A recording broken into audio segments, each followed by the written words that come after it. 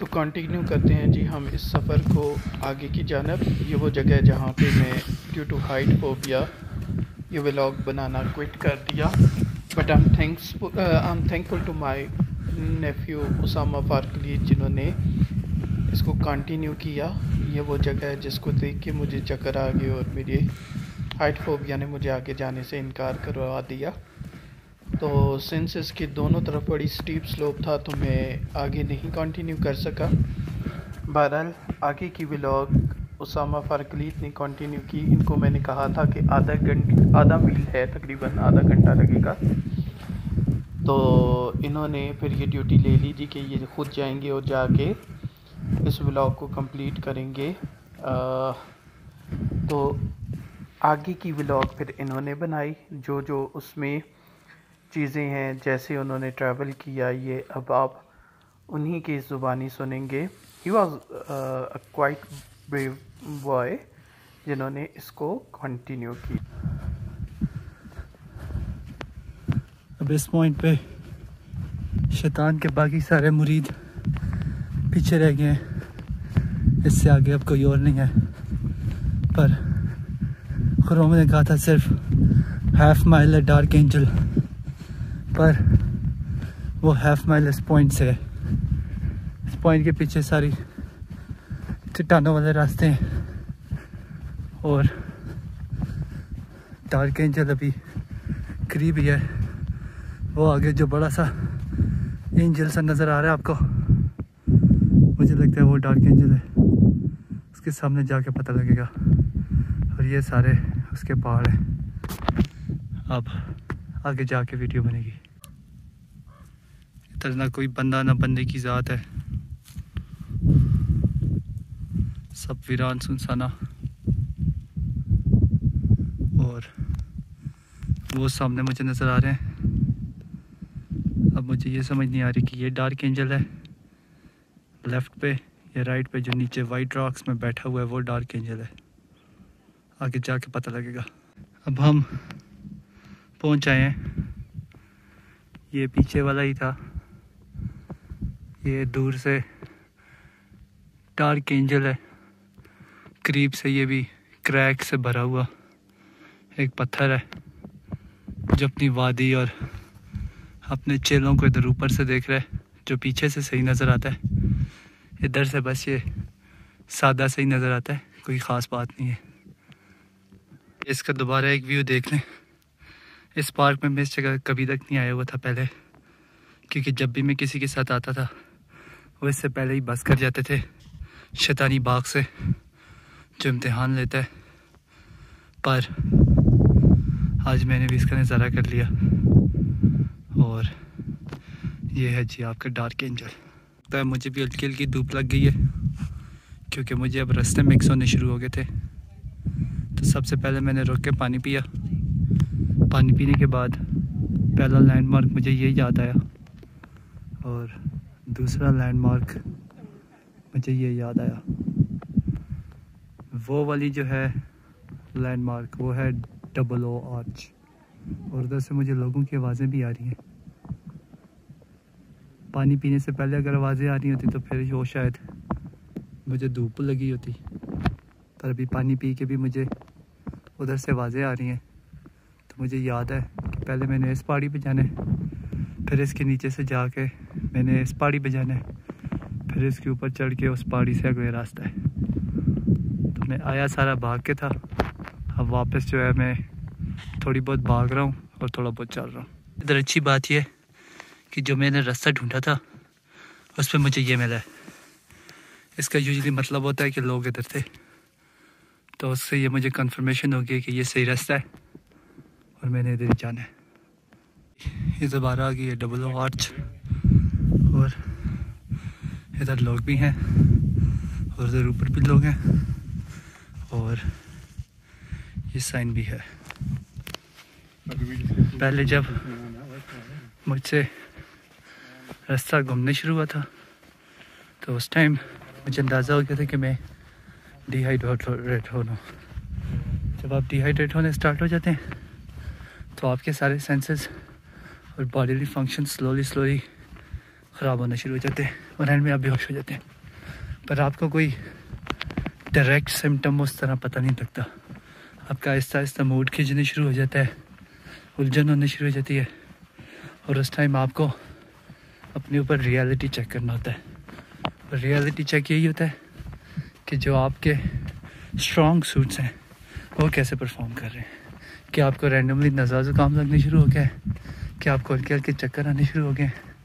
क्या आपका बैलेंस ख़राब होने शुरू हो गया है? या इन माई केस जिसमें आपको नेविगेशन आपकी बहुत अच्छी है और अब आपकी नेविगेशन वीक होनी शुरू हो गई है।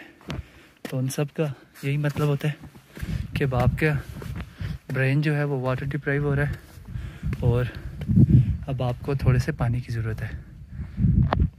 तो ये रहा जी, इधर से भी डार्क एंजल नज़र आता है, पर जब मैं पहले जा रहा था तो उस टाइम मुझे पता नहीं था।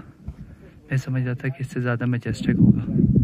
उस साइड से थोड़ा प्यारा लगता है, पर ये है डार्क एंजल जी। अब अगली पहाड़ी आ गई है। खुद मामू तो नीचे थे तो मैंने सोचा उनका व्लॉग में कंटिन्यू रखूं। उनको डार्क एंजल देखने का बहुत शौक था। इन सब लोगों ने मेरे साथ स्टार्ट किया था और अभी हम वापस तकरीबन 65% रास्ते तक पहुंच चुके हैं डार्क एंजल के।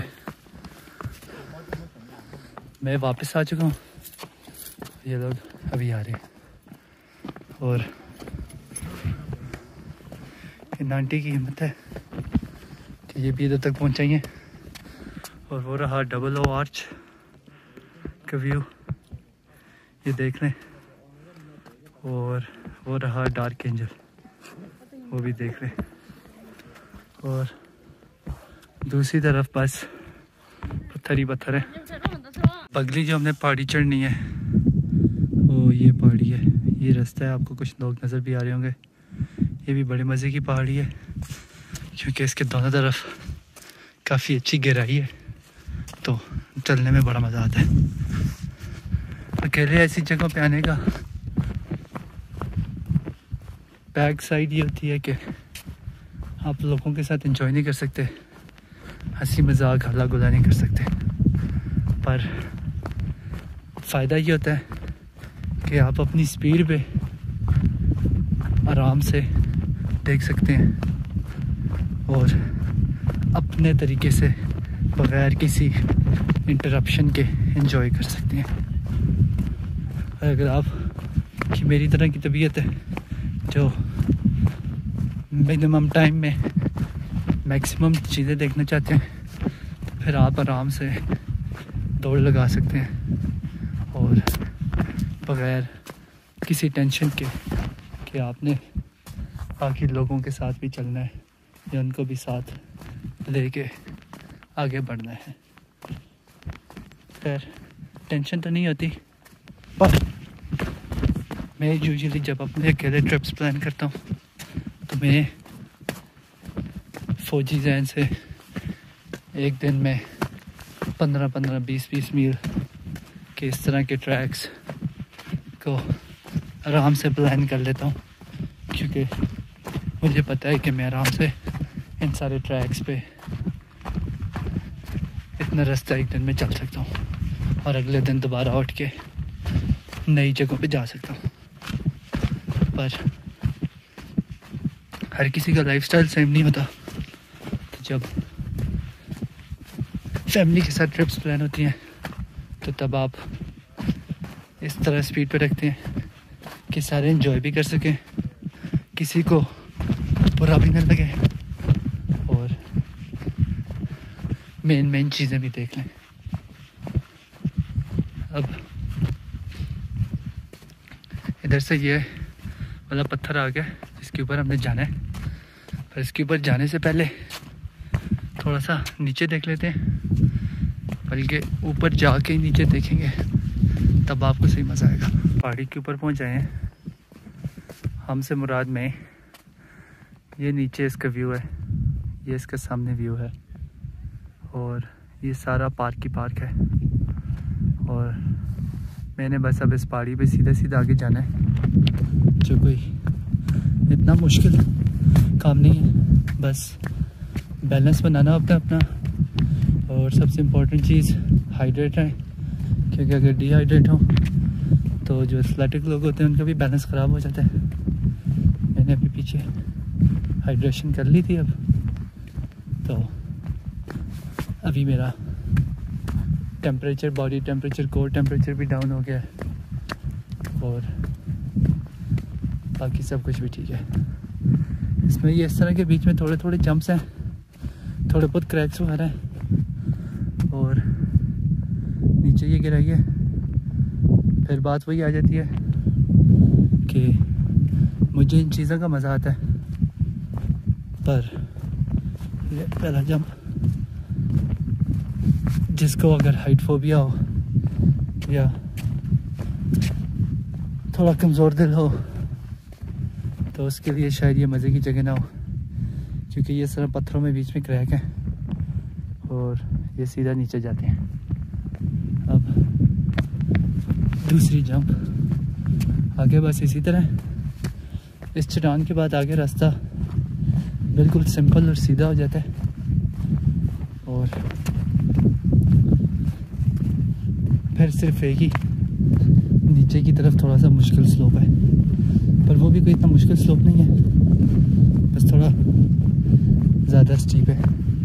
तो अगर आपके शूज़ प्रॉपर ना हो तो मसला होगा। तो अगर आप प्रॉपर हाइकिंग शूज़ पहन के आए, थोड़ी सी इन्वेस्टमेंट अच्छी की हो अपनी जान और सेहत के लिए, तो ग्रिप भी अच्छी होगी, कोई एंकल शैंकल भी नहीं मुड़ेगी और मसल्स भी इतने ज़्यादा स्ट्रेस आउट नहीं होंगे। अब ये हम इस पहाड़ी के एंड पे पहुँच गए, इसके एंड से फिर ये नीचे जगह और इधर से फिर नज़र तो कुछ समझ तो नहीं आता, पर यहाँ से छोटे छोटे मार्कर्स लगे हुए हैं वापस नीचे जाने के लिए। हम सीधे सीधे रास्ते पे पहुँच आए हैं, इधर से आगे कोई इतना मसला नहीं है। पता नहीं मैं हम क्यों कहता हूँ, क्योंकि मैं अकेला हूँ, पर हम शायद इसलिए कहता हूँ क्योंकि स्पिरिट्स में मेरी सारी पार्टी मेरे साथ है।